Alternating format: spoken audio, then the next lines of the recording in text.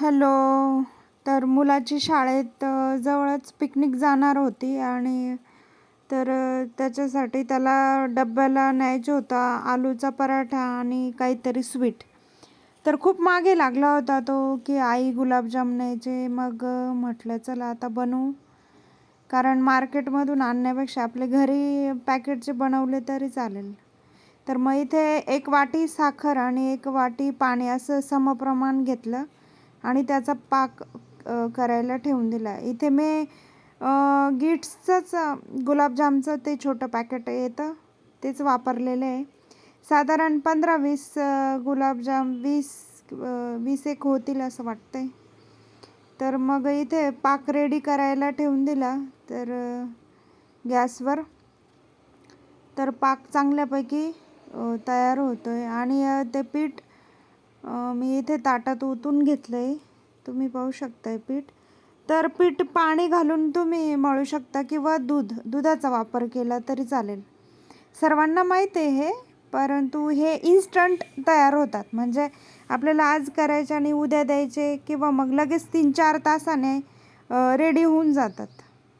तर मी इथे पीठ चांगलं मळून घेतलं आहे आणि त्याचे छोटे छोटे म्हणजे छोटे छोटे गुलाबजाम करून असे जवळपास माझ्या मते 20 एक गुलाबजाम ते तयार झाले.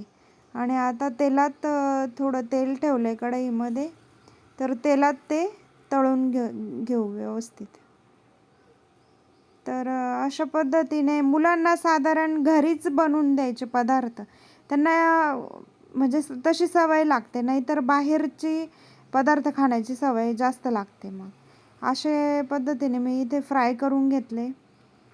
तुम्ही बघू शकता मी कसे फ्राय केलेले आहे व्यवस्थित. आणि कमी गॅसवरच करायचे ते, नाहीतर थोडे जळून जातात नाहीतर. तर मी ते पाक तयार केला आणि त्याच्यामध्ये वेलची पूड टाकली. म्हणजे गुलाबजाम खाताना वेलचीचं जे टेस्ट आहे ते एकदम छान लागते. इथं पाक रेडी झाला आहे. तर असं 1 वाटी पाणी आणि 1 वाटी साखर असं समप्रमाण घेतलं ना तर पाक परफेक्टच होतो, काही चुकण्याचा चान्सच नाही बिलकुल. तर मग इथे वेलची पूड टाकली आणि मग जे गुलाबजाम केले होते ते त्याच्यात हळूहळू टाकून घेतले पाकामध्ये व्यवस्थित. गुलाबजाम म्हणजे हे पूर्ण पाकात बुडेपर्यंत म्हणजे तो पाक वरती आला पाहिजे, नाहीतर मग ते पूर्ण त्याच्यामध्ये तो भिजला गेला पाहिजे आणि पाक त्याच्यामध्ये व्यवस्थित सेट झाला पाहिजे.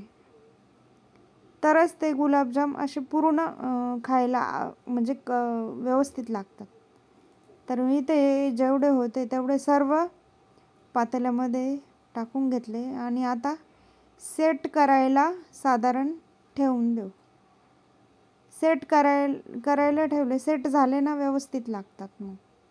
तर इथे बघू शकताय पूर्ण गुलाबजाम पाकामध्ये व्यवस्थित, म्हणजे जेवढा पाक आहे त्याला पूर्ण ते बसलेले आहे गुलाबजाम. पाक पण परफेक्ट झाला होता. आणि आता 4-5 तास किंवा मग असं ठेवून देऊ, म्हणजे ते चांगल्यापैकी पाकामध्ये भिजते. तर बाहेरच्या आणण्यापेक्षा हे इन्स्टंट गिट्सचं वापरलं ना तर मग याच्यामध्ये साधारण 25 एक किंवा 20-25 तर होऊनच जातात. मार्केटपेक्षा हे स्वस्त पडतं आणि घरी बनवलेलं असतं ना ते. आणि मग इथे पाहू शकताय तुम्ही.